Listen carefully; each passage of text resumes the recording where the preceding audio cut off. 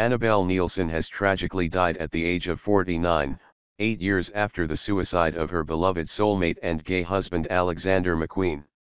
The aristocrat counted Kate Moss, Sadie Frost, and Naomi Campbell as best friends and was a member of the Primrose Hill set in their 1990s heyday. Annabelle's net worth was estimated to be around £20 million thanks to family money. Her grandmother was a second cousin of the Queen Mother, and a brief marriage to a member of the Rothschild banking dynasty. But rather than just being another it girl, Annabelle was a talented model, writer, and muse who overcame early adversity to become one of Britain's best-loved socialites. She beat childhood bullying, a life-changing attack, dyslexia, and a heroin addiction to carve out her own life. Here's all you need to know about her. No details of the socialite's death have yet been confirmed by authorities, although police have confirmed it is not being treated as suspicious. Annabelle was found dead last Thursday at her £3.1 million Chelsea home and her body was recovered by an ambulance. No further details have been released. Her last Instagram post was taken at the wedding of her ex-boyfriend, Lord Edward Spencer Churchill, at Blenheim Palace in Woodstock, Oxfordshire last week. She partied with Alice Temporally, Kimi Hammerstrom, and Kate Moss just days before her shock death. Annabelle was just 16 and staying with family in Australia when she was attacked by a man who would go on to murder 3 women. The brutal and traumatizing 2-hour assault saw Annabelle tied to a tree while the man rained down blows on her face and body.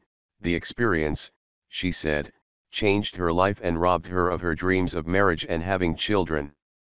I looked like the elephant girl by the end of it, an emotional Annabelle told the Daily Mail in 2015. I managed to escape with my life but I needed reconstructive surgery because my face was so disfigured. After that, I fell into a serious depression and became a heroin addict because it provided an escape bubble and was the only way I could cope. In a way, heroin saved me because otherwise I would have killed myself. She found solace in best friend Alexander McQueen, known to his close friends as Lee, who made her his muse as he found worldwide success with his fashion brand. Her teenage drug addiction was normalized in the excesses of her wild child lifestyle. Annabelle was introduced to Alexander at the age of 22 by the fashion editor Isabella Blow, and was the last person to see him in February 2010 before he killed himself. Isabella was constantly bringing him girls, potential models. I met her and immediately, she said, "You are perfect for Alexander," Annabelle told The Times in 2013. "I turned up and what he loved, actually, was that I was thin, far thinner than I am now. He was excited, it was 'you're so skinny' with a massive smile on his face.